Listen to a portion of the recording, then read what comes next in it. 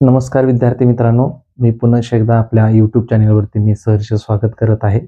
मागील घटकामध्ये आपण आकलन या घटकामध्ये काय केलं होतं की 3 घटकांचा आपण विचार केलेला होता. एक म्हणजे उतारा, दुसरा म्हणजे कविता आणि तिसरा म्हणजे सुस्पष्ट पद्धतीनं परिच्छेद वाचून त्याची उत्तरं द्यायची. आता आपण शेवटचा उपघटक घेणार आहे, तो म्हणजे कोणता? तर संवाद व त्यावरील प्रश्न. आता बघा की मी मागच्या तिन्ही उपघटकामध्ये तुम्हाला प्रत्येक गोष्टी ह्या समजावून सांगत आलोय की बाबा तो उतारा व्यवस्थित वाचले पाहिजे, ती कविता व्यवस्थित वाचली पाहिजे, तो परिच्छेद व्यवस्थित वाचला पाहिजे, त्याच्यातील अर्थ काय हा समजून घेतला पाहिजे, त्याच्यावर कशा पद्धतीने प्रश्न दिलेत, तिथली सिच्युएशन काय आहे, परिस्थिती काय आहे, कोणत्या संवादावरती लिहिलेलं आहे, कोणत्या घटकावरती लिहिलेलं आहे, कोणत्या विषयावरती आहे, या सर्व गोष्टींची आपण चाचपणी करायची असते. त्यानंतर प्रत्येक उतार्यावर, प्रत्येक कवितेवर, प्रत्येक परिच्छेदावर प्रत्येकी 3-3 प्रश्न विचारले जातात. तसंच या सुद्धा चौथ्या घटकामध्ये सुद्धा किती प्रश्न विचारले जातात? तर 3 प्रश्न विचारले जातात. आता बघा, हा आपल्याला काय सांगते की संवाद व त्यावरील प्रश्न हा आपल्याला उपघटक बघायचा आहे. आता संवाद व त्यावरील प्रश्न हा उपघटक बघत असताना आपण कोणत्या पद्धतीनं काळजी घेतली पाहिजे, तो संवाद कशा पद्धतीनं वाचला पाहिजे, तो संवाद नेमका किती व्यक्तीमध्ये होत आहे, त्या व्यक्ती किती आहेत हे आपण लक्षात घेतलं पाहिजे. त्याच्यानंतर तो संवाद कोणत्या विषयावरती आहे हे आपण समजून घेतलं पाहिजे. त्या संवादामध्ये एकूण किती घटकांचा समावेश आहे हे आपण बघितलं पाहिजे. तो संवाद कधी, कोठे, केव्हा आणि कशासाठी झाला हे चारही प्रश्नांची उत्तर आपल्याला त्या संवाद वाचताना लक्षात आले पाहिजेत. आणि प्रत्येक संवादावरती कमीत कमी हे 3च प्रश्न विचारले जातात. जास्तीत जास्त ते कितीही विचारू शकतात. पण पहिल्यांदा तुम्हाला सांगतो की 3 प्रश्न हे फिक्स विचारले जातात. आता बघा, मी ह्या फळ्यावरती काय केलेलं आहे की एक संवाद लिहिलेला आहे आणि त्याचे प्रश्न लिहिलेले आहेत. जागेच्या अभावामुळं मी त्याचे पर्याय दिलो नाही, पण आपल्याला लक्षात येईल की त्या पर्यायामधलं उत्तर काय आहे, इथं मी लिहिल्यानंतर तुमच्या लक्षात येईल. आता बघा, संवाद व त्यावरील परिच्छेद हा घटक बघत असताना आपण काय केलं पाहिजे, तर दिलेला संवाद संपूर्ण व काळजीपूर्वक वाचला पाहिजे. मुद्दा क्रमांक 1. दुसरा, संवाद किती व्यक्तीमध्ये झालेला आहे, किती व्यक्ती त्यामध्ये सहभागी आहेत हे आपण लक्षात घेतलं पाहिजे. मुद्दा क्रमांक 2 झाला. मुद्दा क्रमांक 3 काय आहे की संवादाच्या ओघामध्ये कोणत्या कोणत्या कोणाचे नाव घेतले आहे का, कोणाच्या गोष्टींचा तिथं उल्लेख केलेला आहे का, कोणाचं नाव घेतलं असेल तर त्याचं नाव काय आहे आपण लक्षात ठेवलं पाहिजे. संवाद कधी, कोठे, केव्हा झाला हे आपण लक्षात घेतलं पाहिजे. संवादाच्या ओघानेच प्रश्न विचारतील असं काही नाही. तुम्हाला वाटेल की संवाद दिला इथं म्हणजे त्या संवादाच्या ओघानेच प्रश्न विचारतील, असं बिलकुल नाहीये. संवादाचा अर्थ काय आहे, कधी, कोठे, केव्हा, काय झाला हे आपण समजून घेतलं पाहिजे आणि त्यानंतर तो सोडवला पाहिजे. त्यानंतर संवादावर आधारित कमीत कमी किती प्रश्न विचारले जातात, तर 3 प्रश्न विचारले जातात. आता बघा, हा संवाद मी तुम्हाला वाचून दाखवतोय, त्यानंतर आपण त्याचे प्रश्न बघणार आहे. बघा काय म्हणते, गोळ्यांचा डब्बा. कसल्या गोळ्या? गुरुजी, तो लोकलमध्ये गोळ्या विकतो. खरं आहे का? खरं का हे? घरी कोण कोण आहेत तुझ्या? आई, वडील आणि 2 लहान भावंड आहेत. वडील काय करतात? ते सारखे आजारी असतात म्हणून त्यांची नोकरी गेली, त्यामुळे ते घरीच असतात. म्हणून गोळ्या विकतोस का तू? आई 4 घरी धुणी भांडी करते, गोळ्या विकल्यामुळे तिला थोडी मदत होते. घरी जाताना गोळ्या विकतो. पहा मुलांनो, राजू किती धडपड करून शिक्षण घेत आहे. आता बघा, आपल्याला एक एक ओळ आणि त्याचा अर्थ काय आहे हे लक्षात घेतलं पाहिजे. बघा, गोळ्यांचा कसला डब्बा? बघा, गोळ्यांचा डब्बा, कसल्या गोळ्या? आता बघा, हा पहिला संवाद वाचल्यानंतर आपल्याला काय लक्षात येते का? नाही. पण दुसरा मुद्दा बघा, दुसरी ओळ बघा, गुरुजी, तो लोकलमध्ये गोळ्या विकतो. म्हणजे काय की हा संवाद कुठं चाललेला आहे, तर एका वर्गामध्ये सुरू आहे आणि एक विद्यार्थी आहे, त्या विद्यार्थ्याला गुरुजी विचारत आहेत, गोळ्यांचा डब्बा, कसल्या गोळ्या? त्यावेळी तो त्या विद्यार्थ्याचा एक कोणतरी मित्र आहे तिथं उभारलेला, तो म्हणतोय की गुरुजी, तो लोकलमध्ये गोळ्या विकतो. म्हणजे हा संवाद कितीमध्ये चाललेला आहे? तिघांच्या मध्ये चाललेला आहे. कितीमध्ये चाललेला आहे? तिघांच्या मध्ये चाललेला आहे. किती व्यक्तींचा सहभाग आहे? तर तिघांचा. खरं आहे का हे?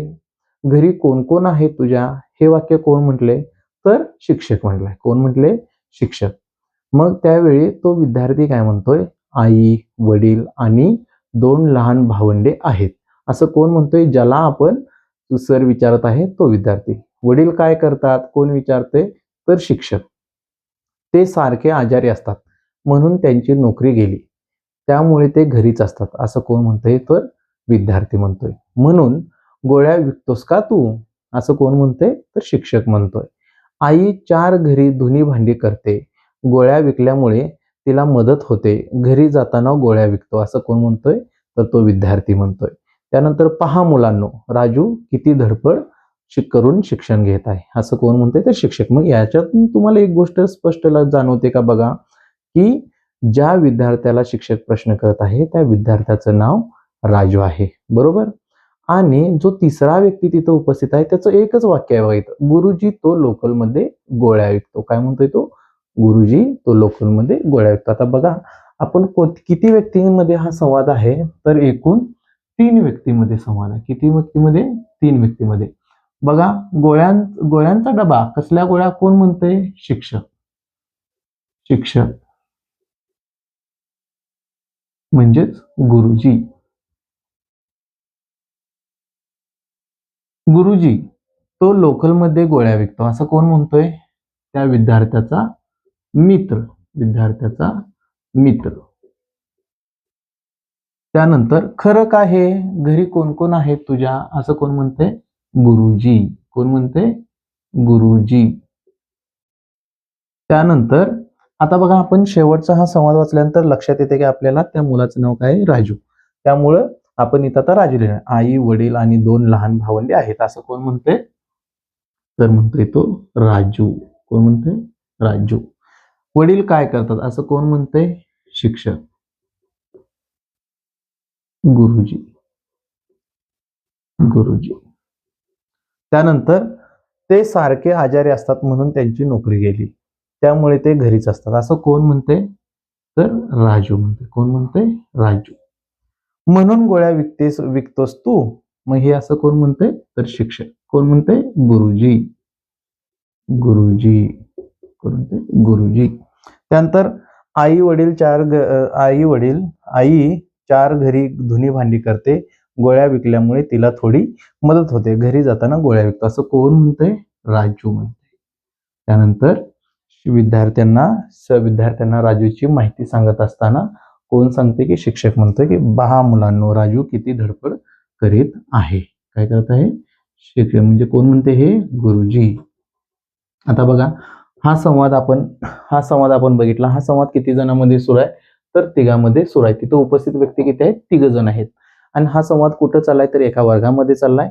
एका विद्यार्थ्याला शिक्षक माहिती विचारत आहेत आणि त्या विद्यार्थ्याची माहिती सांगण्यासाठी त्याचा मित्र त्याला मदत करत आहे. त्या विद्यार्थ्याची माहिती शिक्षकाला सांगत आहे. आणि ह्याच्यामध्ये काय विचारलेलं आहे की एखाद्या काम करणाऱ्या होतकरू गरजू विद्यार्थ्याची इथं आपल्याला संवाद दिलेला आहे, ज्या विद्यार्थ्याचं नाव राजू आहे. आणि त्या राजू मध्ये काय सांगितले की राजू काय काय करतो, आपल्या आईला कशी मदत करतो, त्याच्या वडिलांची नोकरी कशामुळे गेली, काय गेली, ह्या सर्व गोष्टींची इथं आपल्याला माहिती दिलेली आहे. आता आपण काय करूया? प्रश्न बघूया. बघा की राजूचे वडील घरीच का असतात? बघा राजूचे वडील घरीच का असतात?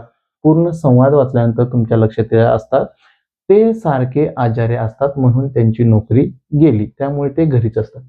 राजूचे वडील घरीच का असतात? तर ते सारखे आजारी असतात, त्यामुळे त्यांची नोकरी गेली. प्रश्न क्रमांक 1चं उत्तर. बघा दुसरं काय? राजू गोळ्या केव्हा विकत असे? बघा इथं लिहिलंय म्हणून गोळ्या विकतोस, आई वडील घरी गोळ्या विकल्यामुळे तिला मदत होते, घरी जाताना. काय म्हणतोय तो? घरी जाताना. म्हणजे शाळा सुटल्यानंतर ज्यावेळी तो घरी जातो त्यावेळी तो गोळ्या विकतो. त्यानंतर तिसरा आहे, गुरुजींनी वर्गात राजूच्या कोणत्या गुणांचे कौतुक केले?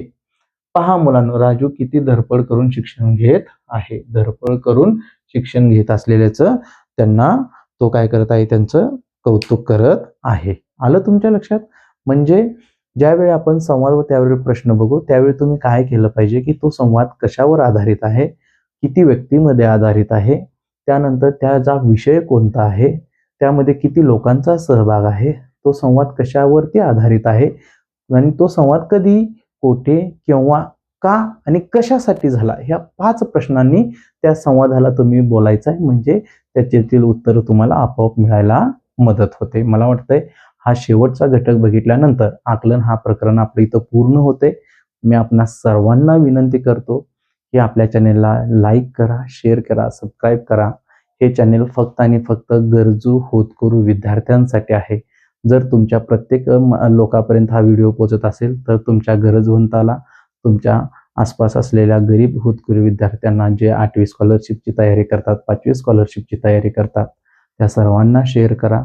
तसेच स्पर्धा परीक्षा करणाऱ्या विद्यार्थ्यांनाही शेअर करा.